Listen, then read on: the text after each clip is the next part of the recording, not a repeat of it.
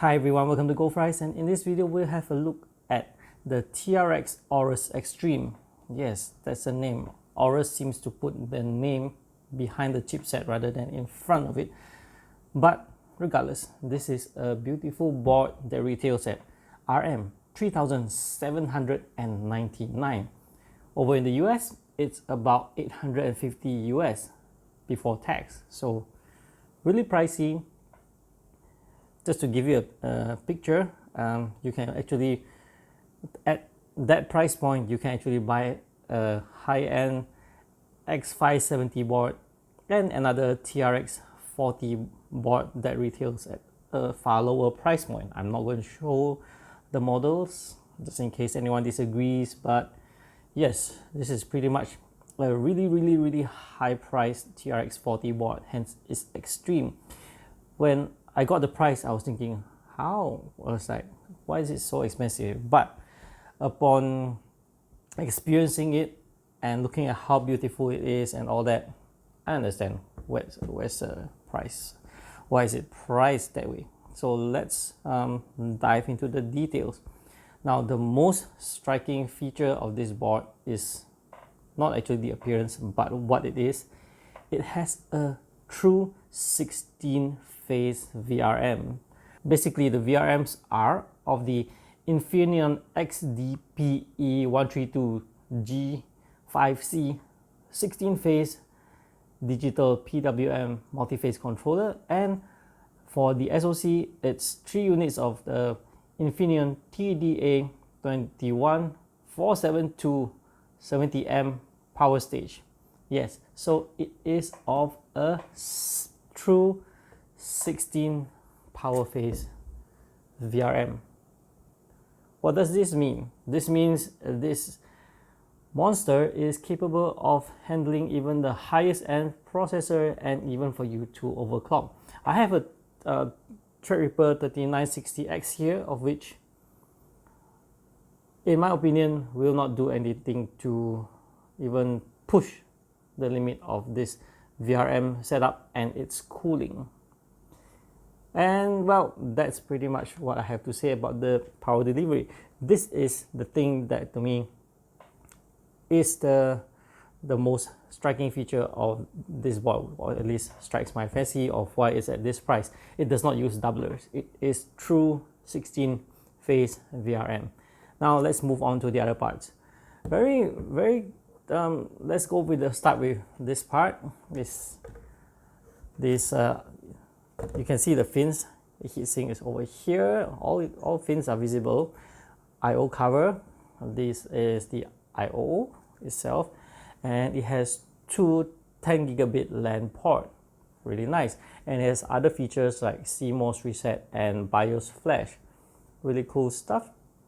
What I like is that this heatsink over here is well designed. Well designed in what way? Now, if you remember my review of the ASRock TRX40 Taichi board, the heatsink was huge. It can clash with RAM of certain designs. I know it's not exactly a motherboard fault, but then do you need to have a heatsink of that size?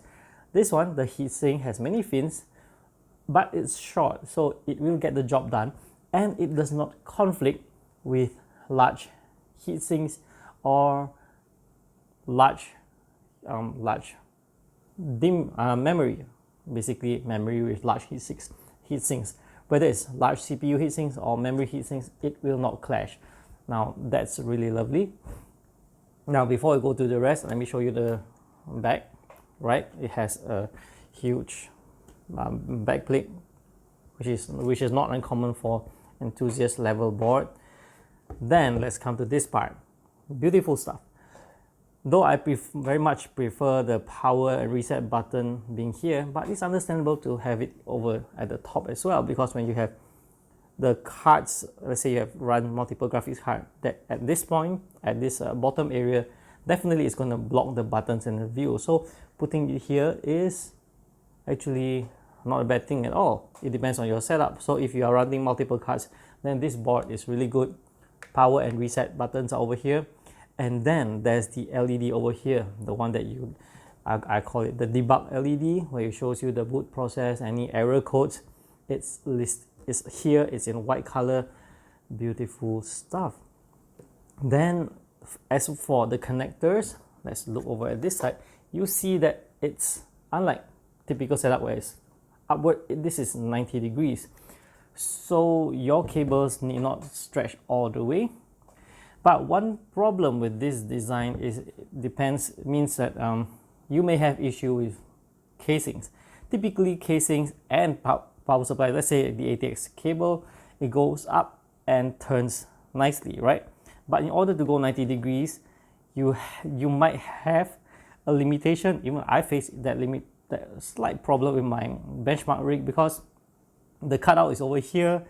The power supply ATX connector is rather huge, so you do have to angle it a bit.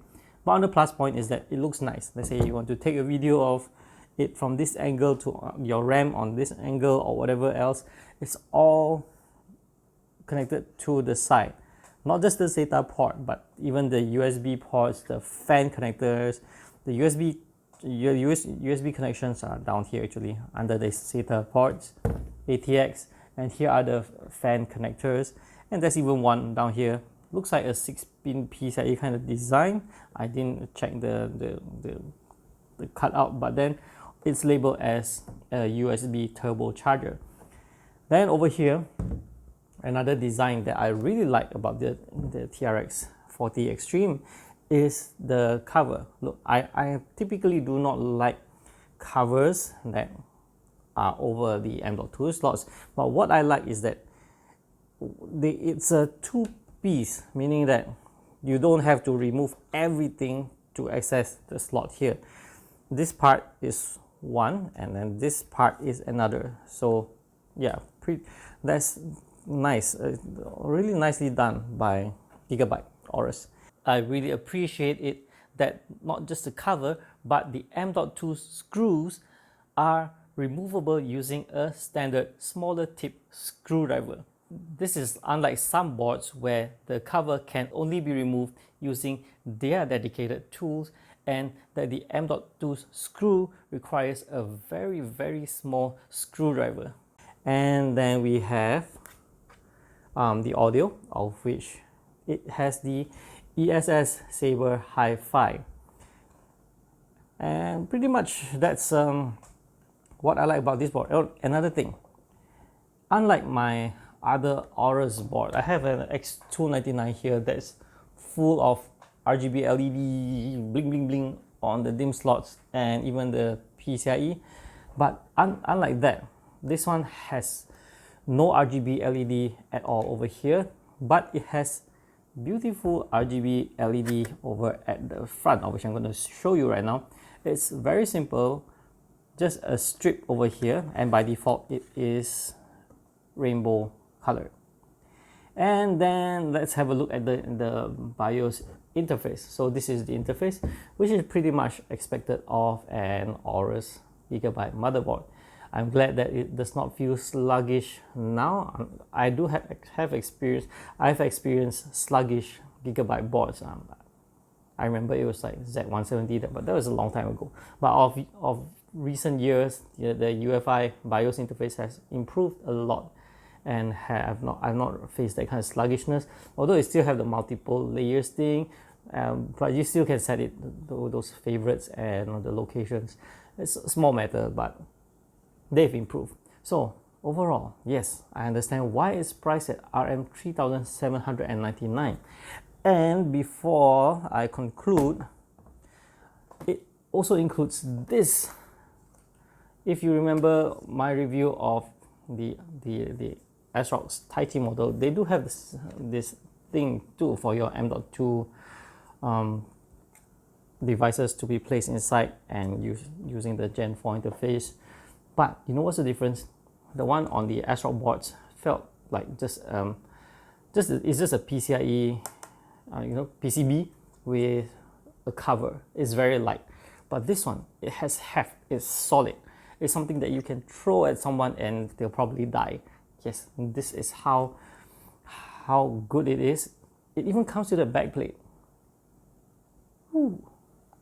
As in a thick, tough backplate. Not something flimsy that sounds like a tin can, but it actually is solid. So overall, at RM 3,799 in the US is US 850, I'm giving it a gold badge. Now, let's not argue whether it's worth or not, because if you are a person who digs all these features, if you have deep pockets, you are buying a Threadripper 3990X, and you even want to overclock it, push it to the limits and all, what can I say? This is really a great board. It comes with this, it comes with great designs, very well thought of. The 90-degree connections, the buttons, beautiful design over here with the buttons, and the debug LED, well thought of heatsinks over the true 16-phase VRM that does not come into conflict with your heatsinks, whether it's from the CPU or the memory. So yes, overall, this is what I think of this board. Totally love it. It's just too bad I have to return everything. These are not mine. This is from Aorus, and the processor is not mine. This was from AMD. Of course, if you will be so kind to click the subscribe button and check out more videos from goldfries, I'll probably be able to afford my own Threadripper processor. Alright, so that's it for this video. Lovely board from Aorus. Thumbs up. That's all for this video. Thank you for watching. I'll see you in the next one, and do subscribe to my channel if you haven't, and do click the bell button for notifications. I'll be publishing videos as often as I can. I'll see you in the next one. Bye bye.